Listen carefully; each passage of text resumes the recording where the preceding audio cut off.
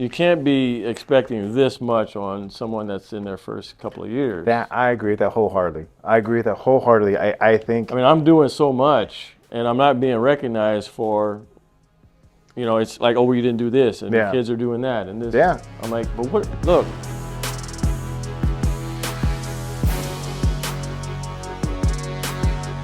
So here's my idea, first of all, is that think about 5 videos maybe, cross our fingers. I call this 20-day classroom transformation is what I call it, but then also it's a 3-step process. So today we'll do like the pre-evaluation, I guess you call it. I don't know what you call the pre-test, pre-evaluation. Then we'll go through the 3 steps, and then at the very end we'll try the post and see if there's any progress. That's kind of the goal. So we, try to make it look real official.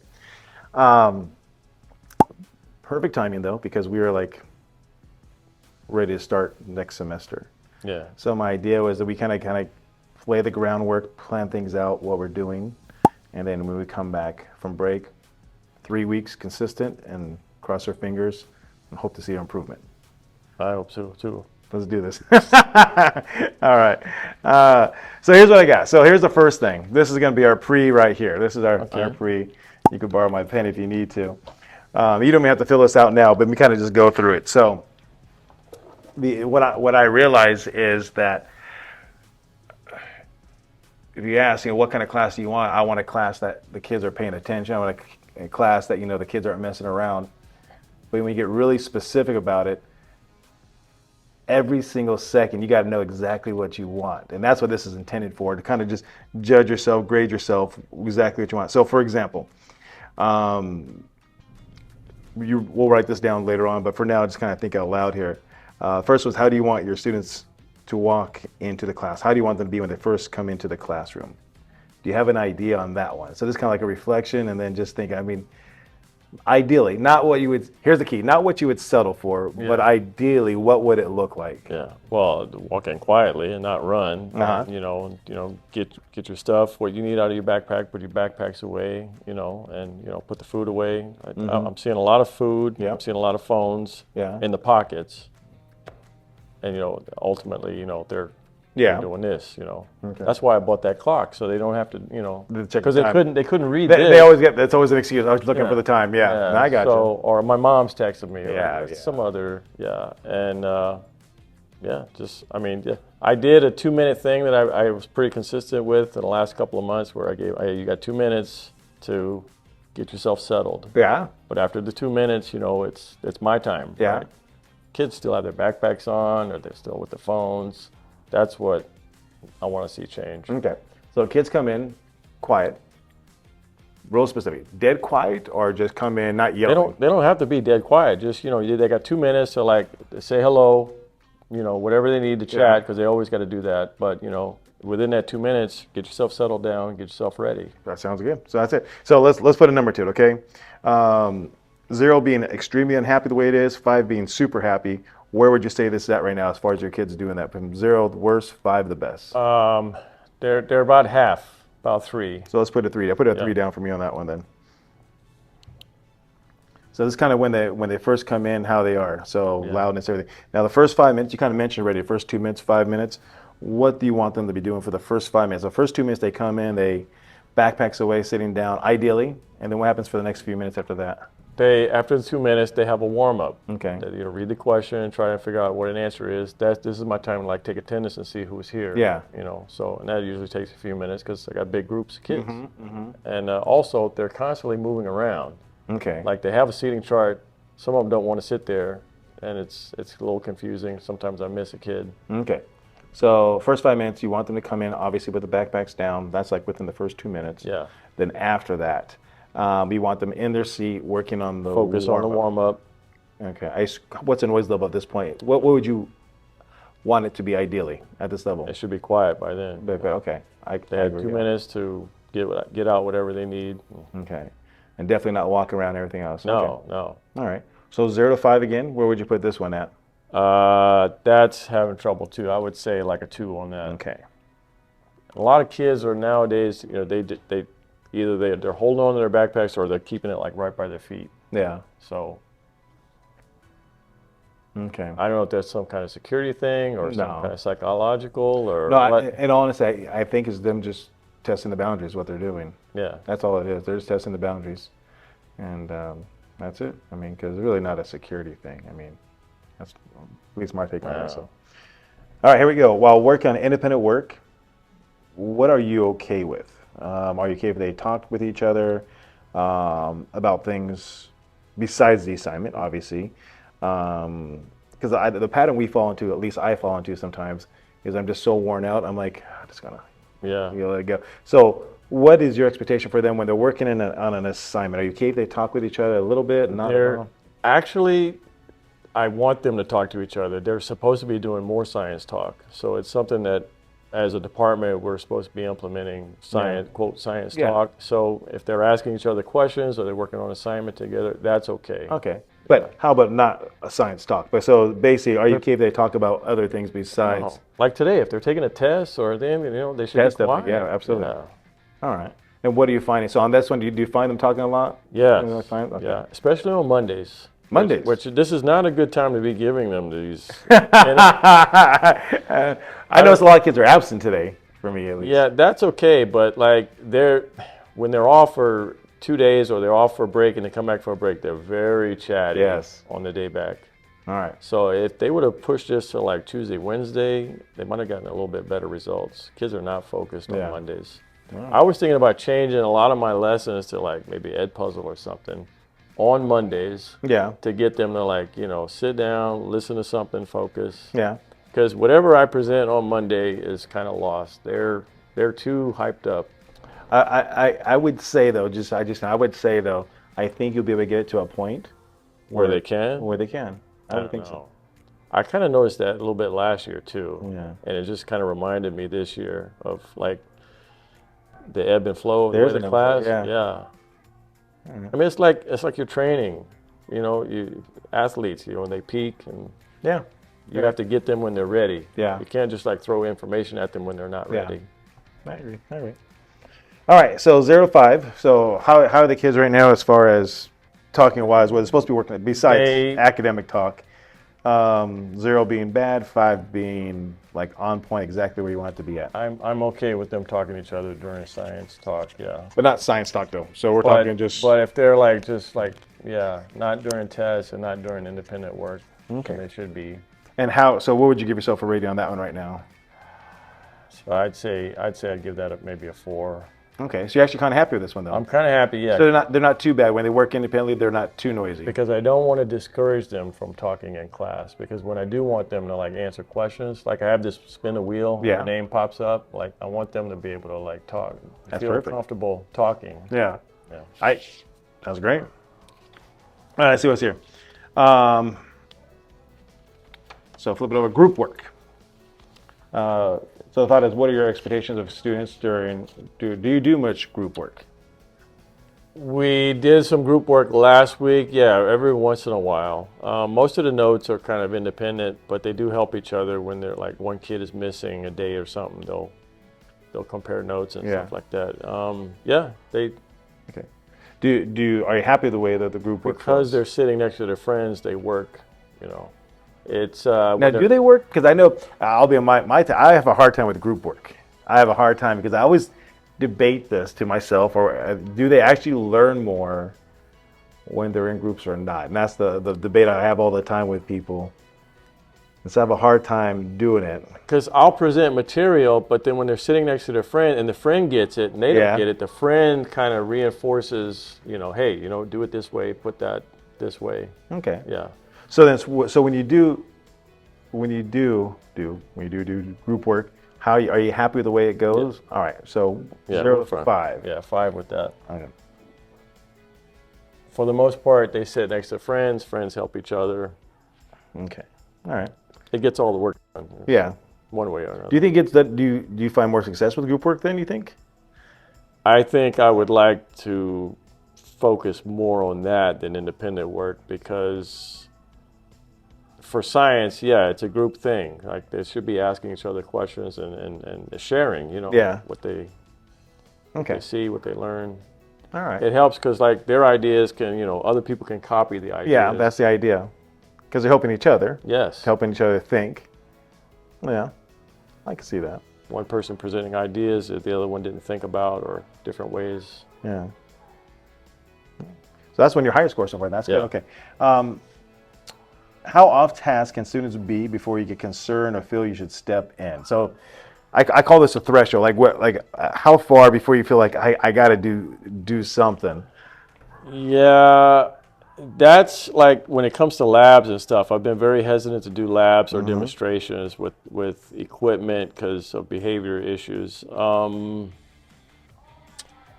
What bothers me is that kids that they just stop participating for a while, and then they kind of like get so far behind that they just kind of like stop altogether. So they just come in here and they're just like, they're like, it's like they're on vacation, They're like, what's the point? I'm not gonna. It's as if there's no expectation from the teacher for me to do anything, so I'm just gonna sit here and play on my phone or this or that.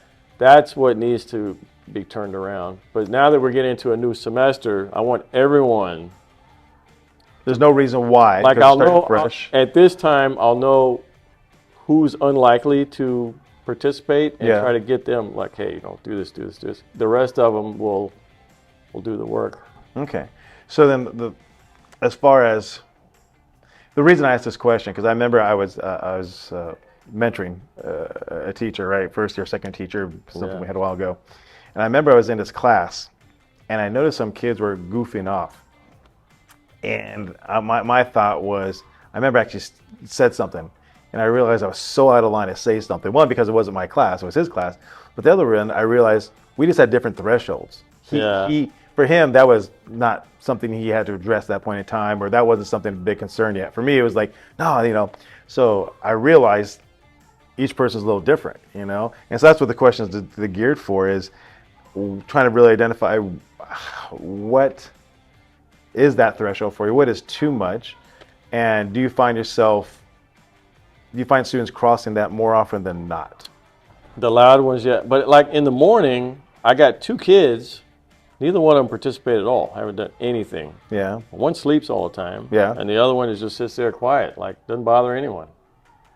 I mean, I'll be honest with you. It's not a behavior problem. No, for me, I don't consider it a behavior problem. For me, that's something totally different. That's an academic motivation thing. That's not necessarily a behavior problem in a sense where it's just, I look at behavior as disrupting the learning environment. Yeah. So where would you rate this at then? So how off task can students be before you get concerned or feelings? That's what you think, but how off task can they be before you step in? But overall, are you happy? I feel like my tolerance keeps going up higher and higher because there's just so many of them. That's the thing. That's the problem, I think. That's the problem. Yes.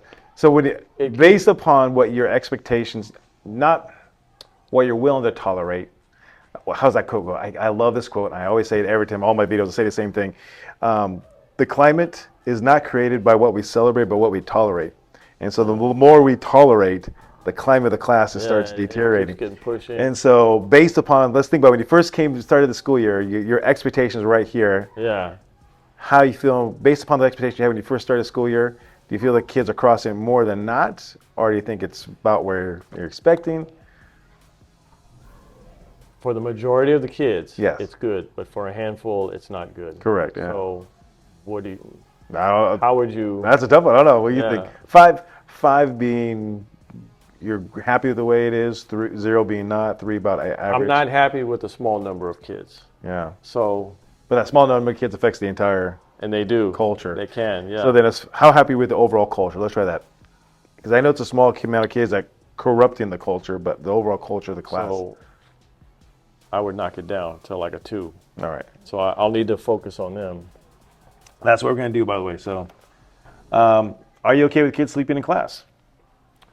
Well, I'm not, but I've contacted parents regarding one kid that does it all the time, and there doesn't seem to be much response. And the kid is being monitored by counselors, so it's in their hands. Mm-hmm. So the answer would be yes. So score-wise, is that an issue for your dog? No, 5. 5. Sounds good. No good. How are your transitions in your class? That's when you go from one activity to that activity. A lot of times, things will be going good and hit a transition, and that's when the Yeah. class pops off. One important thing I learned last year was not to do the same thing all period. You know, break it up into different little sections. So they have, they have a warm up. They have, they do a little pop quiz where I test them and make sure they remember current stuff that we talk about, and then we'll do some notes, and then we'll talk about stuff and have draw and diagram some kind of scientific thing. So you got so it sounds like you got the chunking, I call it, but so you got that down. Yeah. All right, so that's perfect.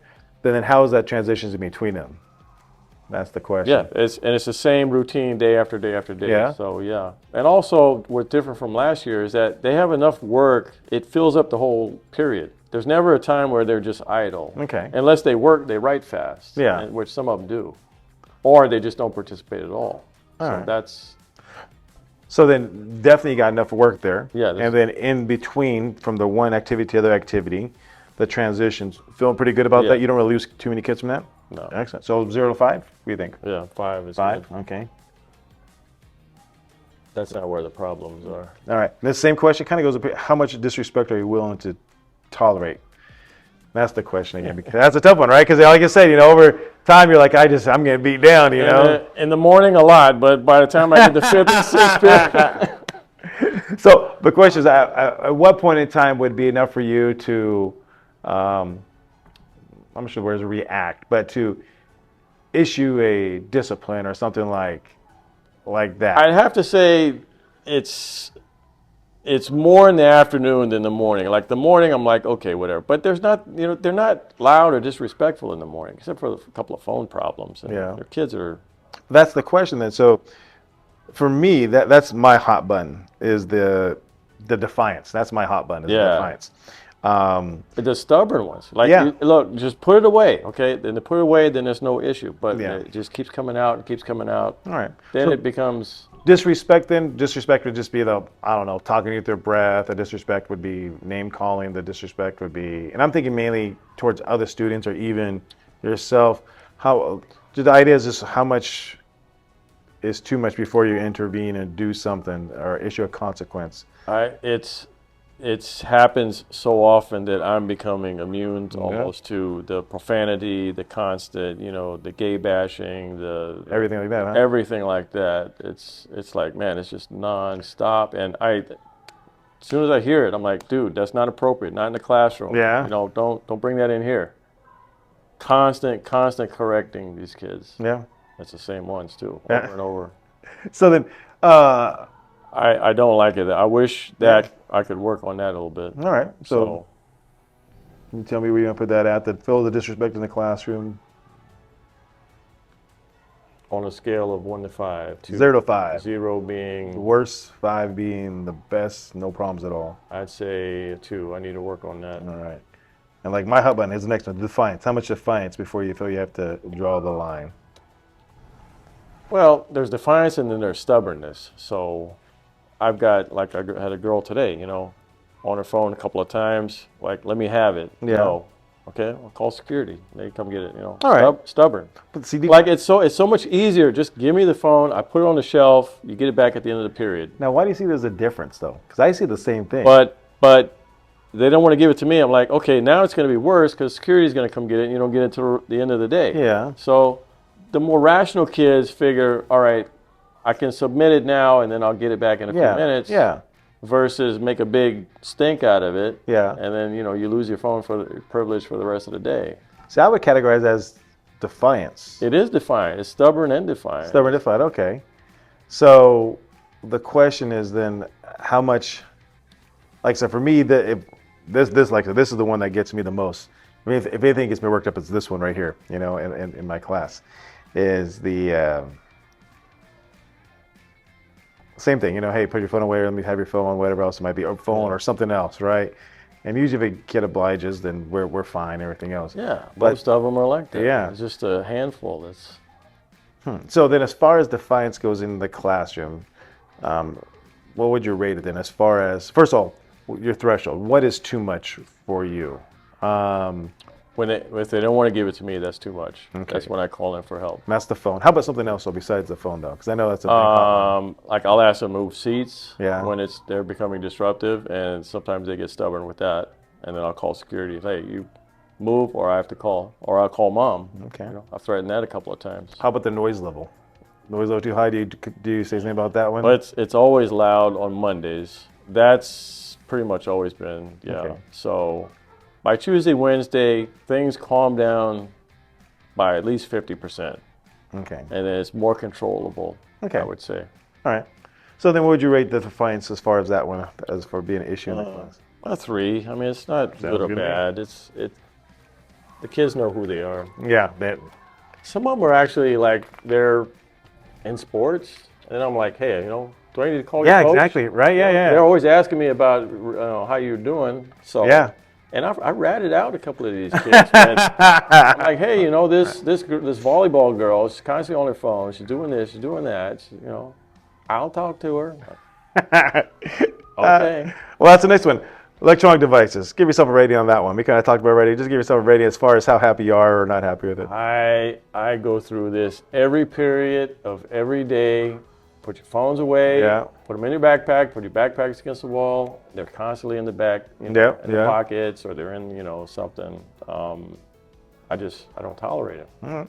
And if I see it more than 2 or 3 times, that's when I say, hey, you know, hand it over. Yeah. You know, Okay. You've had enough chances. So as far as that being a problem, 0 being a big problem, 5 being... It's more of a problem now than it was like early October. Okay. So I don't like it at all, too. Okay. Need to work on that. Sounds good. Compared to like last year, kids were like way more stubborn with the phones, like they wouldn't hand it over. Yeah.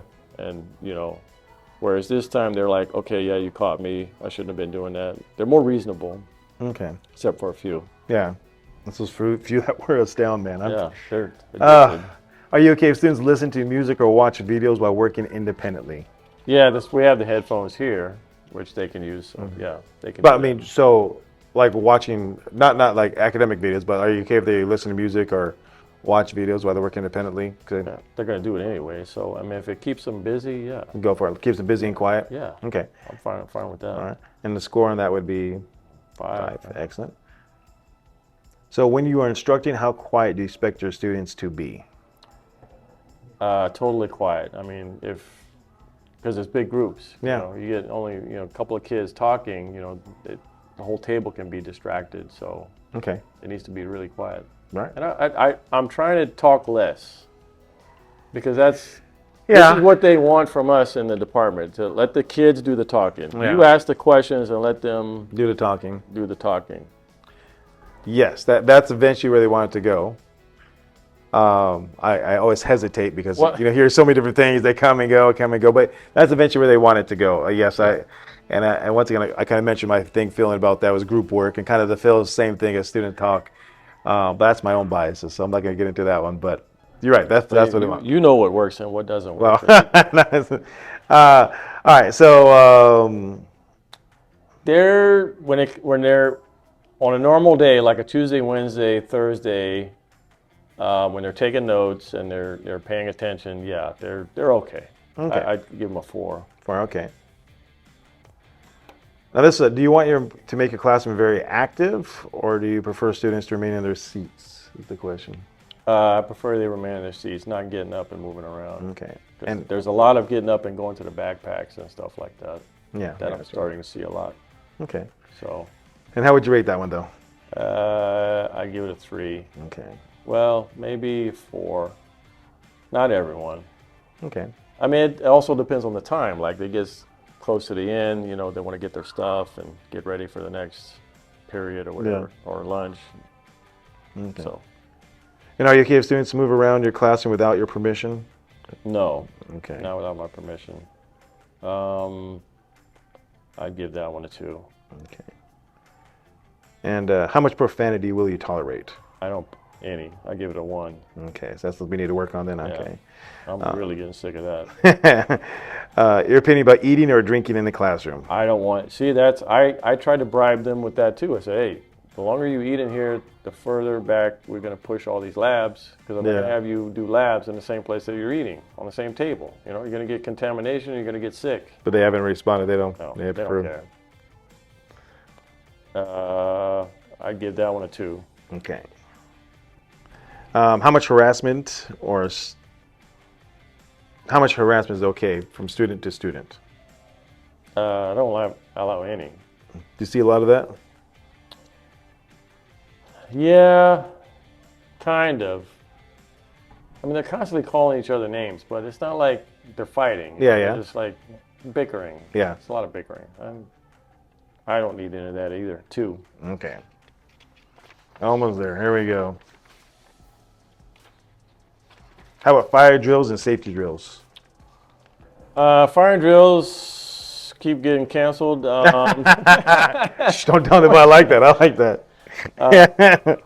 The best part is when I get the email saying it's been canceled, I'm like, oh, I forgot about it. I'm glad it's been canceled. I mean, are they expected to like walk single file all the way out to the end of the? What do you expect is the question. What do you expect? I would love for that to happen. I'd never see it happen. They're constantly like spread out. Yeah. So that could be worked on. All right. Yeah. I'll give it a 3. Okay. How about when there's a substitute? Depends on the substitute. Yeah, interesting. Yeah. I've had good ones. I've had some that were, they gave them a hard time. So, and it probably depends on like what day you're taking off. Yeah. Middle of the week is probably better. If you're taking off like a Friday or a Monday, they're going to have a lot more problems. Yeah, I can see that. I can see that. So then as far as when the substitute's here, overall, how has it been? Good reports, bad reports? They're mixed. I mean, they'll tell me, certain students that I have problems with that they have problems with. So. Last one here. How are your students when it comes time to pack up and leave the class? They can't wait to get out. So. But are you happy with the way it goes? I'm not happy with a lot of the congregating by the door. I like to work on that. Okay. Change that score down to a 2. Okay. There's a lot of like pushing the door, hanging around the door. They're messing with my my window, my blinds. Yeah. Okay. I had trouble last year. They actually ate part of my wall right there. I had it replaced, like termites. Funny part is I can actually imagine a kid eating it too. Yeah. I don't know what they did, but like there's a big old chunk of wall that was missing right there by the handle where the lights are. They're flickering the lights. They're irritating me with that. All right, let's add up our score now. I'm going to let you do the math. I think it's out of 100 if I remember did my math before. So just add them up and see what we get here. 3, 4, 5, 6, 7, 8, 9, 10, 11,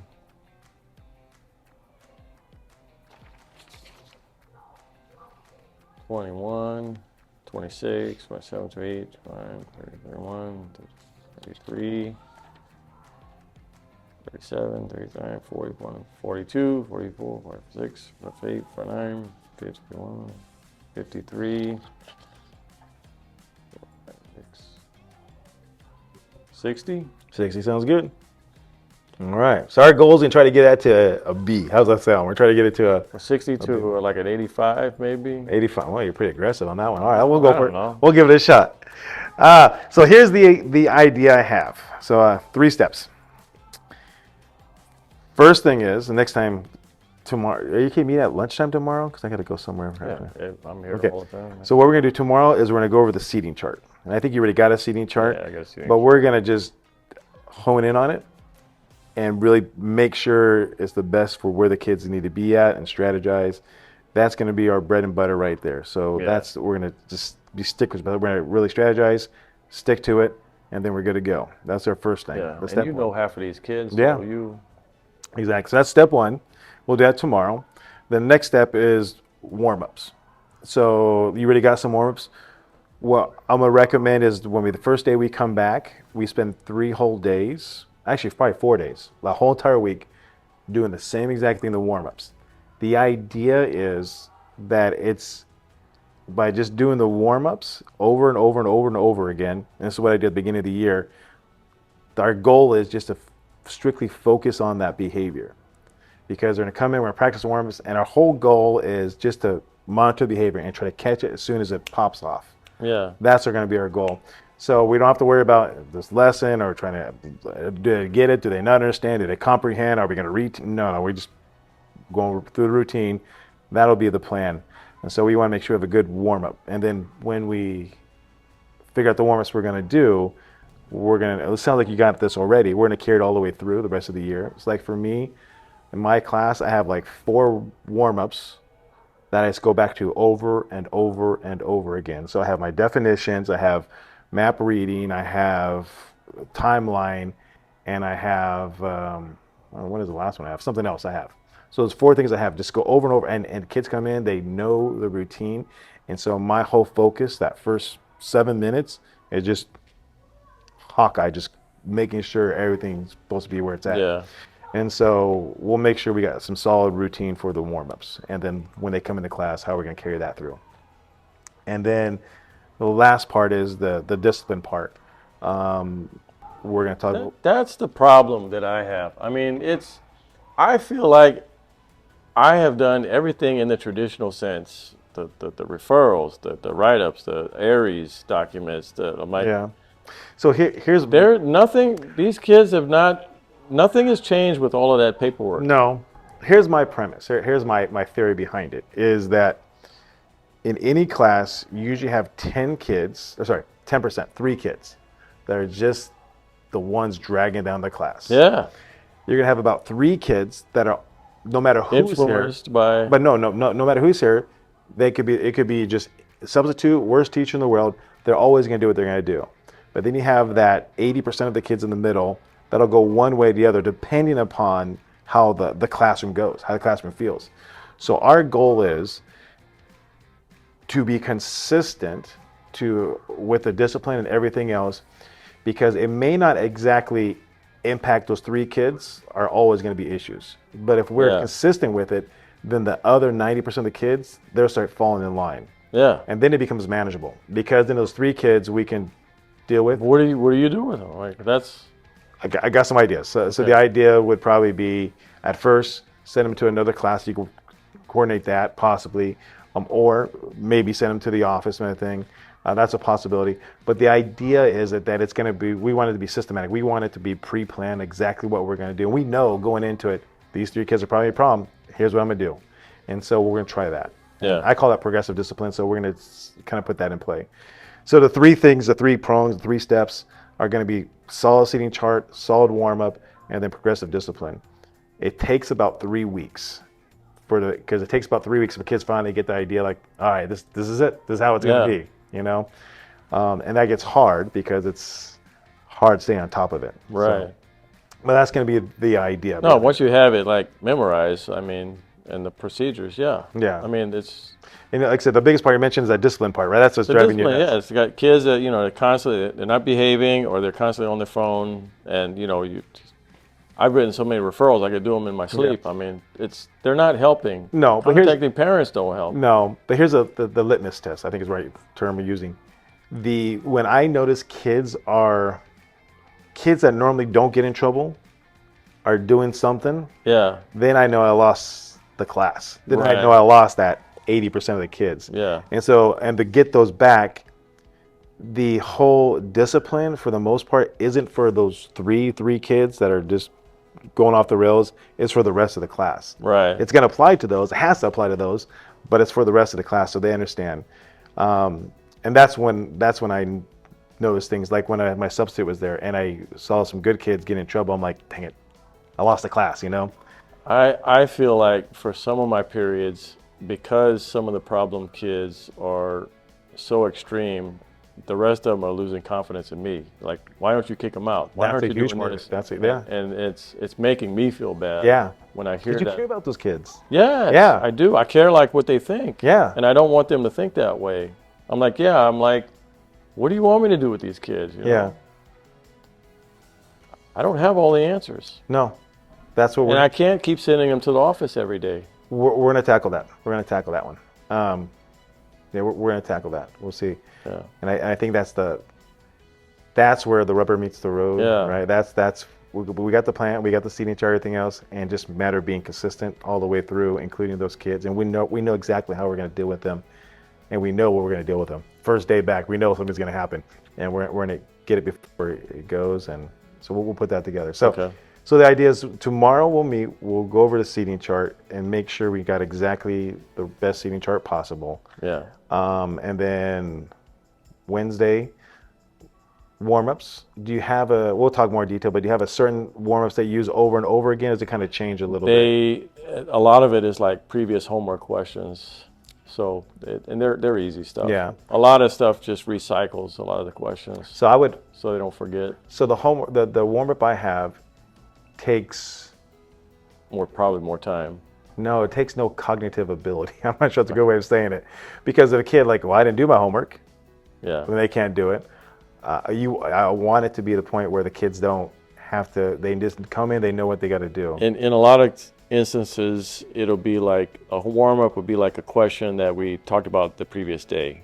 Like if they were halfway paying attention, they'd be able to answer. Okay. Like one of the easier things that we talked about. For this week, we don't really have anything. Yeah. We're just kind of floating through the cast and the makeup quiz on Wednesday, and then Thursday we're doing the breaking down the question stuff. Friday's kind of a free day. Friday. So when we get to the warm-up, try to think of something that the kids can do. With more time or just less? 7 minutes is what I usually have for mine. So what they can do without you intervening at all, or with them even having to know something at all, without having to know previous knowledge or anything. Do like a reflection on? Reflection possibly. Reflection of work. I have write down definitions. That's just copying stuff. Copy this question down. We're gonna answer later on, possibly. Anything like that. But we'll try to come up with like 4 or 5 things. So if you think of 4 or 5 things that we can just recycle through. Do you want them to spend more time on it or something less time on it? I have mine 7 minutes because that gives me enough time to do my attendance, calm down the class, do my attendance, take care of a kid that comes in late, take care of whatever else it is. Phone's ringing. Yeah, so 7 minutes usually works out pretty good for me. But mine are less than that, but I mean, I'm just asking if you want them to. Nah, I mean, we can figure it out. You can always add a little more to it or take it away, but they're mostly like multiple choice. Pick A, B, C. Yeah. What do you think? This or that. Then we might spend a minute or two asking. Does that give you enough time to do everything you got to do, or do you feel like you're like? I feel like once they're settled and they're writing homework questions down, then I can take attendance. I'm usually kind of late on that. Yeah.